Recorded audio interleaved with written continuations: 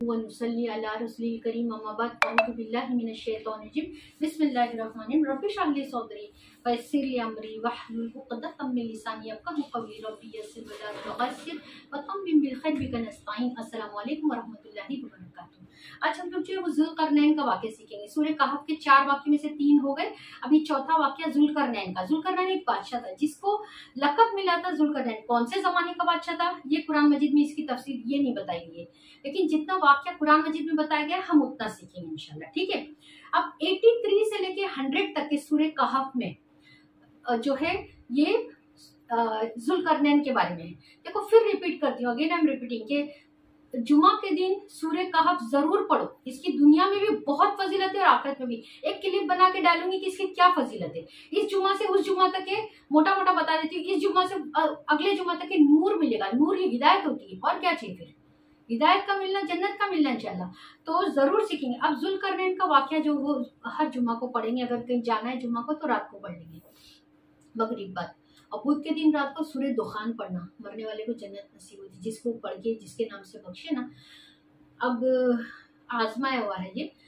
अब ज़ुल्क़रनैन जो है वो ऐसा मौक़िलीन बताते कि वो ईरान का बादशाह था साइरस।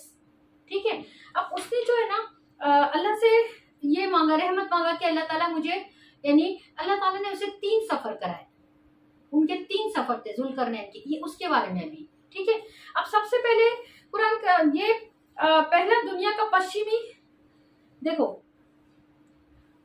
जो ईरान का बादशाह साइरस था जिसने बनी इसराइल को बाबिल की जिलावतनी यानी देश से निकालना, देश निकालने से निजात दिलाकर, किसको, बनी इसराइल को बाबिल जिलावतनी से जो है उससे निजात दिलाकर दोबारा उन्हें फिलिस्तीन में आबाद किया था। कुरान करीम ने इतना बताया है कि उन्होंने 3 लंबे सफर किए थे।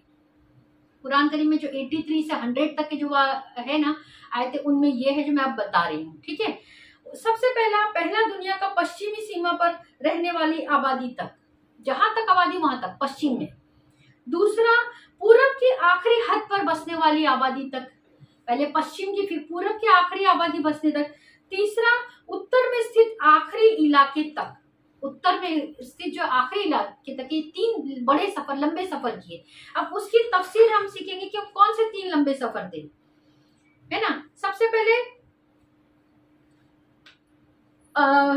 ऐसी जगह थी जिसके बाद कोई आबादी नहीं थी, है ना। वो ऐसी जगह थी जिसके बाद कोई आबादी नहीं थी। जहां तक नजर जाए वहां तक समुद्र की शक्ल भी एक काले रंग के दलदल जैसी थी। ऐसी जगह जाए जिसके पहुंचे जहां से आगे कोई आबादी नहीं थी, और समंदर भी ऐसा काला था कि ऐसा लगता था कि ये है दलदल जैसा होता है ना, काला दलदल होता है ना, उस तरह था। और शाम के वक्त जब सूरज गुरूब होता है तो ऐसा लगता है जैसा एक दलदल है, जैसे दिखने वाले चश्मे में डूब रहे हैं, ऐसा लगता है वो काले दलदल में वो डूब रहे हैं। ये एक पहला सफर था।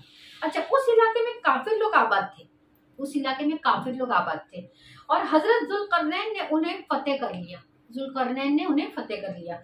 अल्लाह ताला ने उन्हें फरमाया, अगर तुम चाहो तो विजय शास्त्रों की तरह तुम भी उन्हें कत्ल करके तकलीफ में मुब्तला कर सकते हो, अगर तुम चाहो तो। क्योंकि तुम विजय रखता हो तो तुम जो है विजय शस्त्र जो करते वैसा उनको तुम मारकर तकलीफ में डाल सकते हो, और चाहो तो उनके साथ अच्छा रवैया इख्तियार कर सकते हो। चाहो तो अच्छा रवैया इख्तियार कर दो।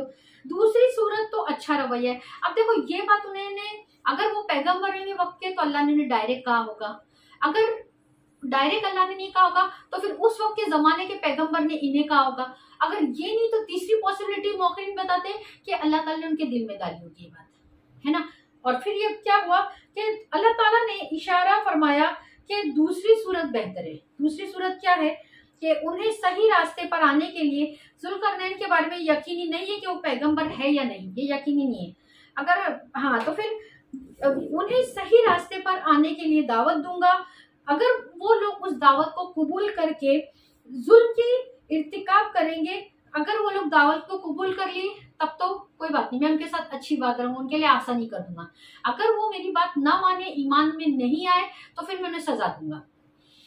जो लोग दावत कबूल करके ईमान और नेक अमल इख्तियार करेंगे उनके साथ मैं आसानी का मामला करूंगा, है ना। और अगर जो नहीं है जुल्म का इर्तिकाब करेंगे, यानी जो शिर्क में कुफ्र थे, काफिर थे ना वहाँ के, और जो शिर्क का इर्तिकाब करेंगे या कुफ्र करेंगे तो उन्हें मैं सजा दूंगा। अब जुल्करनैन का दूसरा सफर, पहला सफर समझ में आ गया कि वहाँ कुफ्र की काफिरों की आबादी थी और वहां पर ये फतेह याफ्ता हुए, जुल्करनैन ने फतेह पाई वहां पर, और फिर उन्होंने कहा जो ईमान में आएंगे तो उनके साथ आसानी, जो नहीं ईमान में आएंगे उन्हें सजा दूंगा। अच्छा, दूसरा सफर उनका क्या था? दूसरा सफर उनका था कि इस सफर में वो दुनिया के आखिरी पूर्वी आबादी तक पहुंच गए। गैर मुतमद्दा लोग रहते थे उनमें।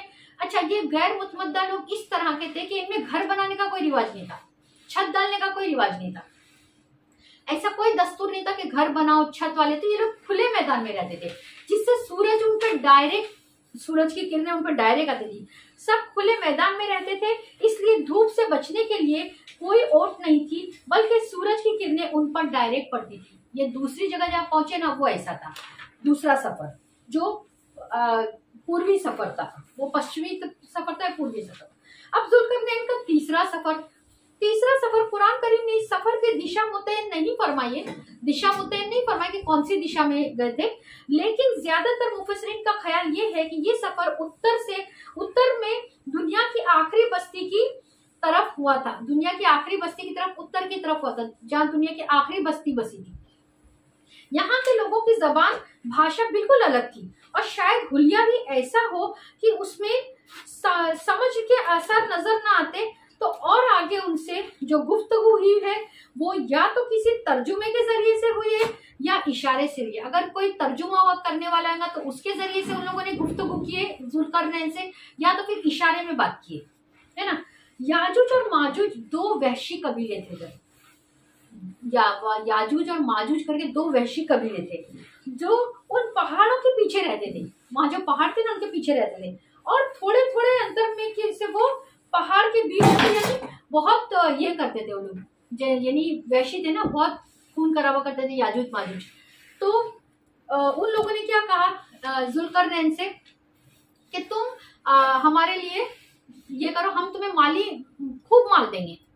क्या फरमाया? हम तुम्हें खूब माल देंगे।